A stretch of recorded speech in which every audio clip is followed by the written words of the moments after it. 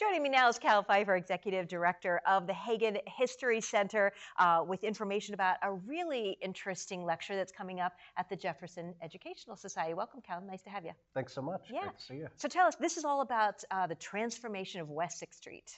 It is. It's next week, October 2, 7 p.m.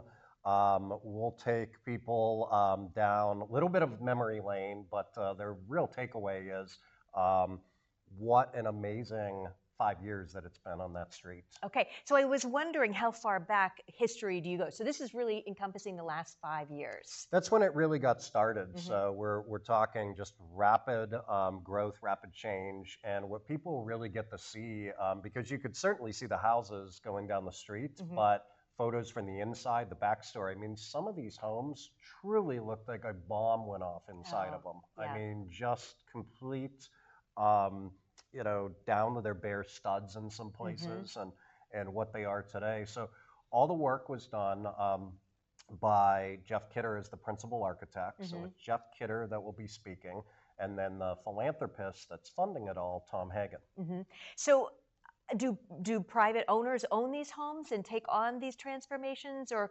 who's doing this to the homes? I understand who's doing it, but is it for private families, or what's happening there? So it's Tom Hagen has been buying up these properties, and he's been renovating them with his personal funds and then putting them into a trust. And then they're rented out at market rates. And the idea is that it self-perpetuates with the rental income.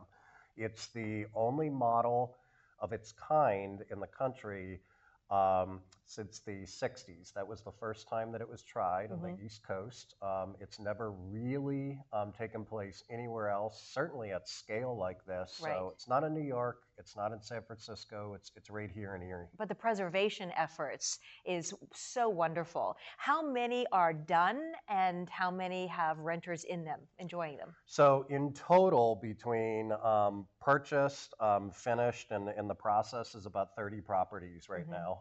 It does extend a little bit onto State Street. There's 2 properties right there, but predominantly West 6th Street, bookended by Gridley Park and Perry Square. Okay, perfect. And they are beautiful homes, and what an opportunity to enjoy something like that and enjoy a history of Erie.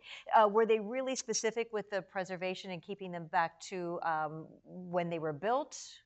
Yeah, great strides were taken to take everything back to the period. It was not a question of trying to make an investment back. It's more of an investment in the future. So this wasn't trying to say, well, there'll be cheaper materials because, in 10 years we'll be able to recoup that income. These things, some of these homes won't pay off their initial investment in maybe 100 years' time. Yeah. Again, that lecture is coming up October 2nd. It is at 7 o'clock at the JES. It's free, right? But you do need to register so they know. You can do that on their website, jeserie.org. Cal, it's nice to see you. Great to see you. Thanks for having me. coming in.